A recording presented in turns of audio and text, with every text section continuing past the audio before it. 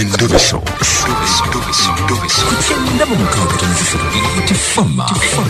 ekintu eky'omuziki. Endobeso.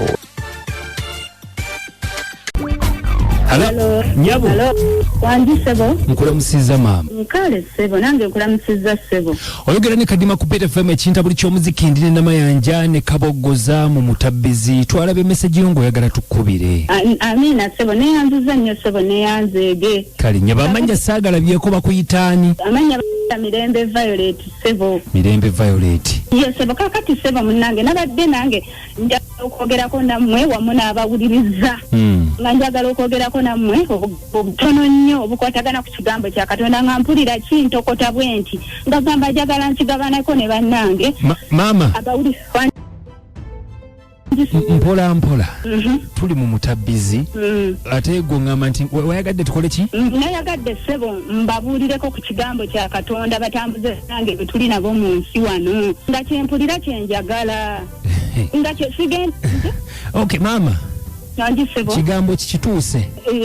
bakwano bonna batambuze banange tuli nabo mu nsi banange mbalamusizza nnyo mbaagala nnyo Mukama waffe Yesu Kristo banange bwe tugamba nti ffenna twawaba ne tutatuuka ku kitiibwa kya Katonda naye bwe tudde eri Katonda ne tuwaayo emitima gyaffe kyamazima kiri nti atufuula ekyo kye yateesa tubeere era ne tusobola okutambula ng'okwagala kuli kubanga waliwo we tusoma mu ssala ya kitaffe eri mu ggulu nti nga webiri mu ggulu ne kuwano we babikolebwa kitegeeza olw'okubanga tetwajja na butabo butwogerako ku nsi kuno twajja kuweereza Katonda naye tetwajja ne bagamba nti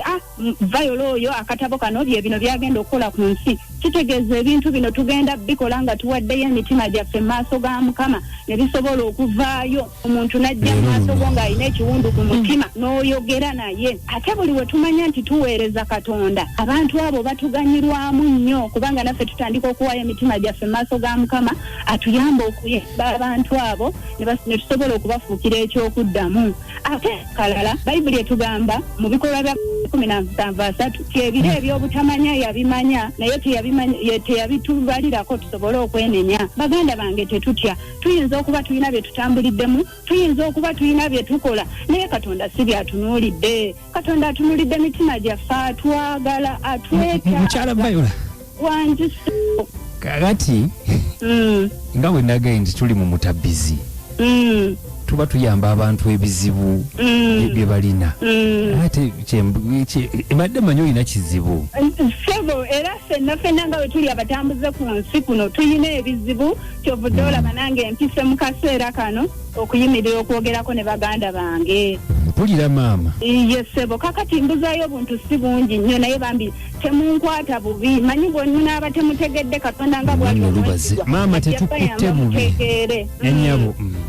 sebo maama osigazzaayo kaliwa tensigazaayo kali kamu nti tetulina kusalira bannaffe emisango buli we tubasalira emisango twesittala ate nabo ne beesittala bw'obaawo agudde mu kinnya twebuuza akiguddemu atya bw'aba akiguddemu tekigenda tuyamba ate okulaba ku nsobi z'oli tuleme kugwa mu kinnya tusobole okutambula obulungi ku nsi kuno tusobole okukola okwagala kwa Katonda kuba legase yokka gye tugenda okuddayo nayo tugenda kuddayo na bikolwa byaffe bamaama bataata ennyumba abaana byonna bisigala kuno Katonda ye n'aba abakozesa kyaba ayagadde abaana abo be tuba tuzadde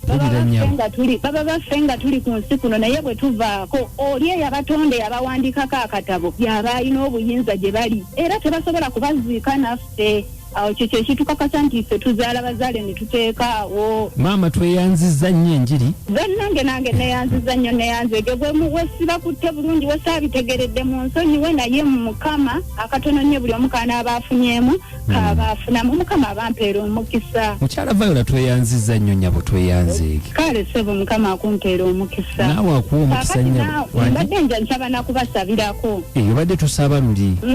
mbadde mbuulira njiri yawandiikibwa engeri gye tulina obudde obutono ku mpewo mbadde mbuulira njiri kati mbadde nsaba basabirako maama tusabire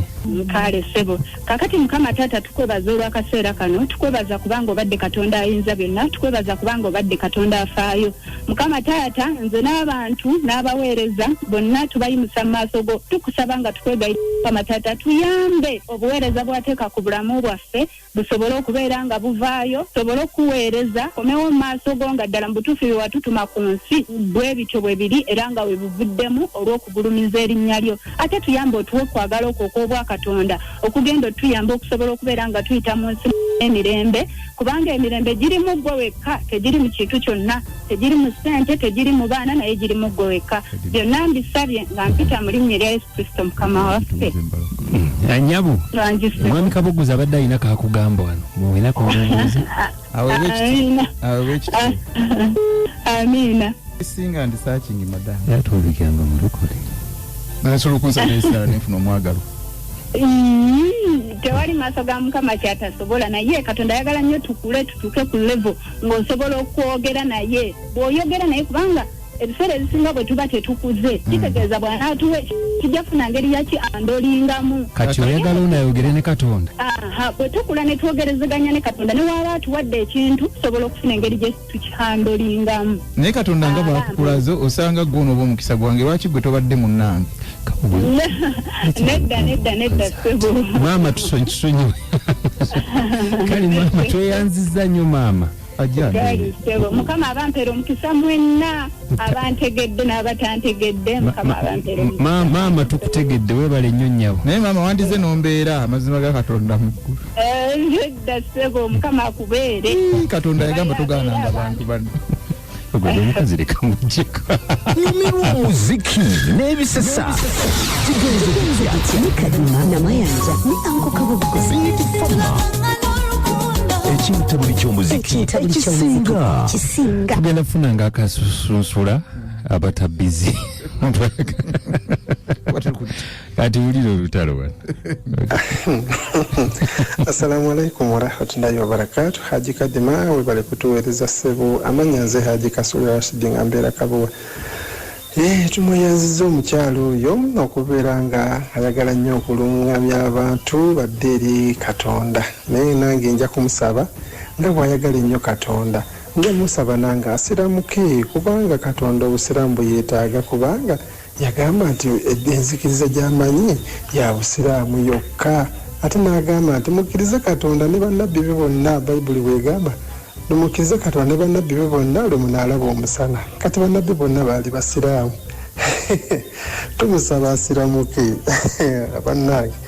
Assalamu alaikum warahmatullahi wabarakatuh.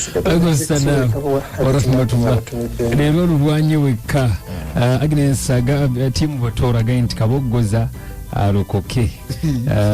kale webale nnyo mukwano webalire ddala babali tuweereza abagigenze gitya bane madamu oyo tumweyanziza essaala gyatuwadde olunaku lwaleero tweyanziza essaala eyo olunaku lwaleero sigadde nze mama kulise afumba ekigere mbiri za umeme Zimbega yazagaye nti amiina ennene webale nnyo saala ndooza abantu bajagadde kyokka bannange amiina webale okutuweereza Kadima kwende ntombudde nze Joko Haman mu Kibulooka kale